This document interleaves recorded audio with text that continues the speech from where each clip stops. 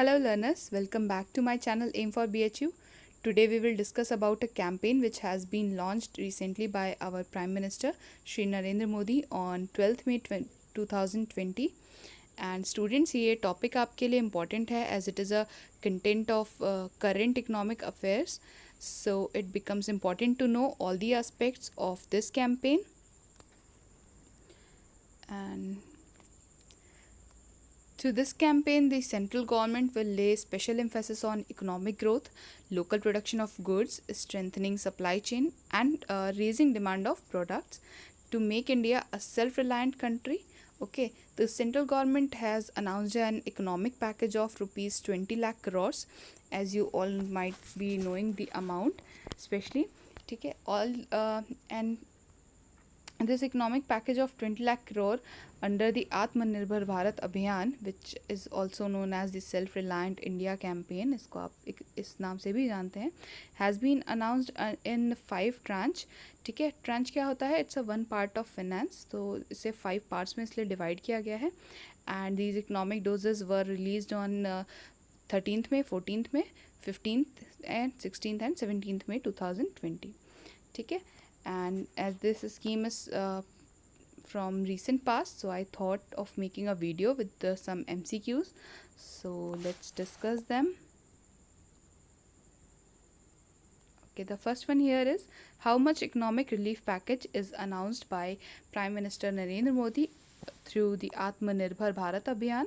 So the options here are, option number A is 10 lakh crores, ठीक है, B is 15 lakh crores, C is 20 lakh crores and D is 25 lakh crores. So the correct answer is 20 lakh crores. ठीक है, और इसकी explanation भी देख लीजिए आप. Prime minister Narendra Modi announce a relief package of rupees 20 lakh crores to ease the coronavirus distress through the Atmanirbhar Bharat Abhiyan. Okay, so the next question is Atmanirbhar Bharat Abhiyan economic package is how much equivalent to India's GDP. यानी कि ये पूछ रहे हैं आपसे इस question में कि जो आत्मनिर्भर भारत अभियान के अंडर जो इकोनॉमिक पैकेज अनाउंस किया गया है वो इंडिया के जीडीपी के कितने परसेंट है. ठीक है, तो फर्स्ट ऑप्शन इज 7%, 8%, 9% या 10%. तो आप सब जानते हैं ये 10% है. इंडिया की जो जीडीपी है उसका 10% 20 लाख करोड़ जो है इशू किया गया है. सो इसकी एक्सप्लेनेशन भी देख लीजिए आप कि prime minister Narendra Modi announced a special economic package and gave the call for Aatmanirbhar Bharat. In the package the earlier announcements are combined by the government during the कोविड-19 crisis and decisions taken by RBI. It is and is to the tune of rupees 20 lakh crore, which is like almost 10% of India's GDP. Okay, so next question number 3 is on which of the following the Atmanirbhar Bharat Abhiyan package is focused. The first option here is labor, second is land, third is liquidity and laws, and the last one is all of the above. So the Atmanirbhar Abhiyan focuses on land, labour, liquidity and laws, ये चारों ही इसमें included हैं. सो आप यहाँ पे एक correct option क्या हो जाएगा? Option number D, all of the above. इसकी एक्सप्लेनेशन देख लीजिए. The Atmanirbhar Bharat Abhiyan package focuses on land, labor, liquidity and laws, which will cater to various sections included cottage industries and okay, this is MSMEs not MEMEs. ठीक है, तो वो typing mistake है, आप correct कर लीजिएगा. ठीक है, MSMEs, labourers, middle class and industries among others. ठीक है, so next question, fourth question is what are the pillars of self reliant India movement. So there have been 5 pillars of self reliant India movement. तो उसमें कौन कौन से 5 pillars हैं ये आपको याद रखने ज़रूरी हैं. एग्जाम में इस तरह के क्वेश्चन ज़रूर आते हैं स्टूडेंट्स, तो इनको आप बहुत ध्यान से इसके नोट्स बनाइएगा ताकि आपको जो है याद करने में भी आसान रहे, आप मिस ना करें किसी भी टर्म को. सो यहाँ पे आपको ऑप्शन में है, first option is infrastructure, second is economy, third is demography and D is all of the above. So ये तीनों ही इसमें जो है पिलर्स में है included, infrastructure, economy and demography.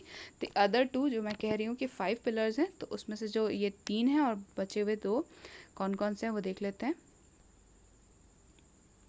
Okay, there are 5 pillars of self-reliant India movement. They are economy, infrastructure, system, demography and demand, ठीक है। तो economy it is quantum jumps and not just incremental changes.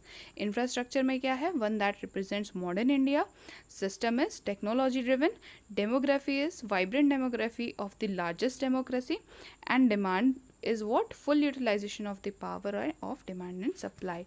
इसके under में ही ये जो है ये 5 पिलर्स हैं जिनके थ्रू हम सेल्फ रिलायंट इंडिया मूवमेंट के अंदर जो अपनी अचीवमेंट हम चाहते हैं, अपने गोल्स अचीव करना चाहते हैं, वो हम इन 5 पिलर्स पे हमने बेस्ड किया है, ठीक है।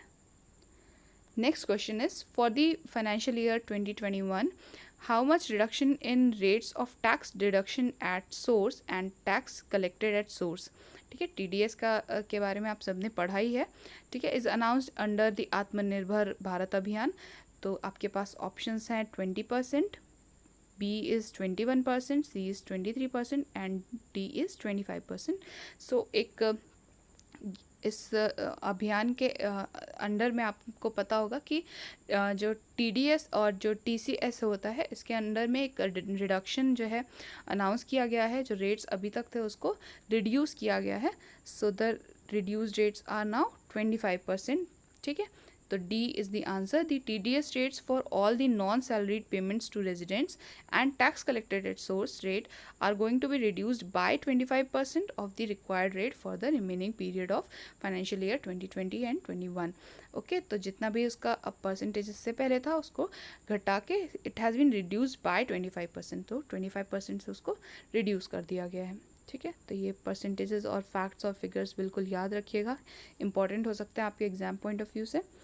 Next comes question number 6. So relief to contractors given by extension of up to how many months for completion of contractual obligations including in respect of EPC and concession agreements. Okay, so contractors जिनके constructions के जो जिस contract में वो लोग होंगे, है ना, तो उसके लिए बिकॉज कोई भी जो है कंस्ट्रक्शन या इस तरह का कोई भी और errands they are not able to carry on, so उनको एक जो है एक्सटेंशन मिला है as a relief.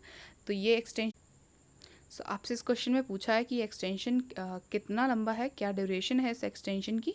So the first option is 3 months, second option is 5 months, third option is 6 months and the last option is 7 months। तो ये extension जो है हर कॉन्ट्रैक्टर को 6 months का मिला है। तो ये आप याद रखिएगा कि an extension of 6 months has been provided. Under the relief to contractors, all central agencies like Railways, Ministry of Road Transport and Highways and CPWD, ठीक है, Central Public Works Department, ठीक है, will provide an extension of up to 6 months for completion of contractual obligations including in respect of EPC and concession agreements, ठीक है। ये सभी के ऊपर अप्लाई हो रहा है यहाँ पे जितने भी हमने एजेंसीज पढ़े हैं, ठीक है। How much emergency working capital facility for businesses including MSMEs is being announced, ठीक है। तो आपसे ये पूछा गया है कि जो इमरजेंसी वर्किंग कैपिटल फैसिलिटी जो बिजनेसेस को मिल रही है, जो MSMEs में भी आते हैं इस फैसिलिटी के अंदर, तो ये इसका अमाउंट पूछा है आपसे, ठीक है, कितना amount as emergency working capital facility provide किया गया है। So the first option here is 2 lakh crores, second option is 3 lakh crores, third option is 4 lakh crores and D none of the above.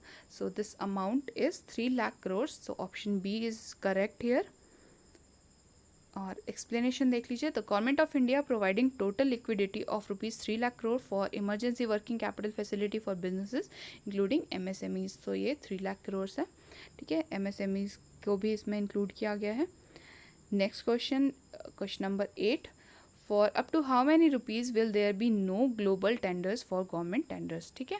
तो अब यहाँ पे आपसे पूछा गया है कि up to what limit there will be no global tender for the government tenders. तो गवर्नमेंट टेंडर्स के कोई जो भी ग्लोबल टेंडर्स हैं वो किस अमाउंट तक नहीं होंगे, ये पूछा है आपसे। तो first option here is 100 crores, second option is 150 crores, third option is 200 crores and the last option is 250 crores. So the right answer here is 200 crores. So up to 200 crores जो है गवर्नमेंट के जो tenders हैं उन्हें global नहीं किया जाएगा। इसकी एक्सप्लेनेशन देख लीजिए। Up to 200 crores will be provided for no global tenders for government tenders. ठीक है, द जनरल फाइनेंशियल रूल्स जो GFR है of the governments are going to be amended to disallow global tender inquiries in the procurement of products and services of the values less than 200 crores। ठीक है। So next question is question number 9. How much special liquidity scheme is announced by the government for NBFCs, HFCs, MFIs? ठीक है, तो यहाँ आपसे amount पूछा गया है कि एज स्पेशल लिक्विडिटी स्कीम के अंडर में जो अमाउंट डिक्लेयर हुआ है NBFCs यानी नॉन बैंकिंग फाइनेंशियल इंस्टीट्यूशंस और इस तरह के जितने भी है HFCs हैं, MFIs हैं, ठीक है, हाउसिंग फॉर फाइनेंस कॉरपोरेशंस वगैरह के लिए जो अमाउंट जो है डिक्लेयर किया गया है स्पेशल लिक्विडिटी स्कीम के अंडर में वो कितना है।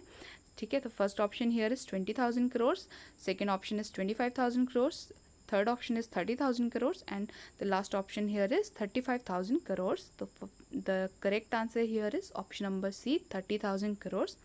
ठीक है, so 30,000 crores has been announced as a special liquidity schemes.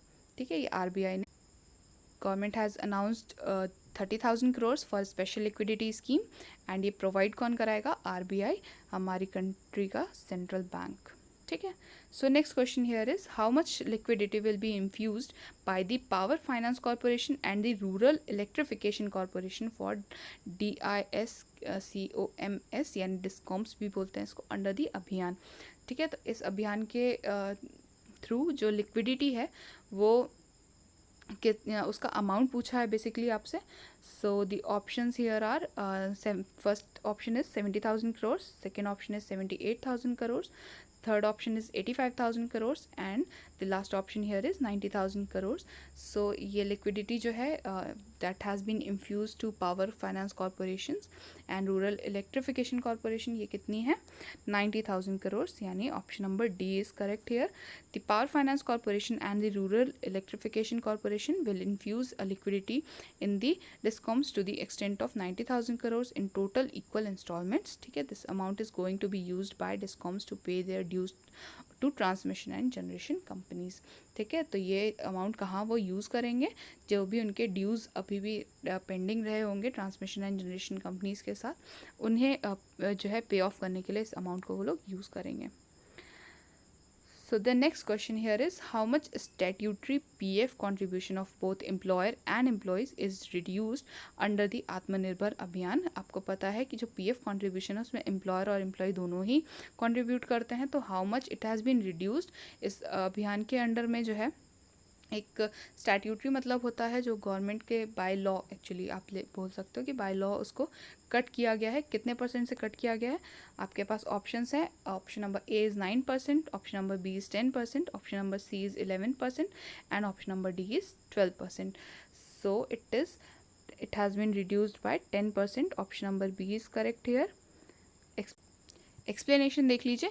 So statutory PF contribution has been reduced to 10% from each and the prevailing one was 12%। इससे पहले 12% था यानी कि ठीक है। Each for all establishments covered by EPFO that is employ provident fund organisation. EPFO का full form होता है ये फॉर द सब्सिक्वेंट 3 months। ठीक है, तो 10% से इसे रिड्यूस किया गया है, इसे याद रखिएगा।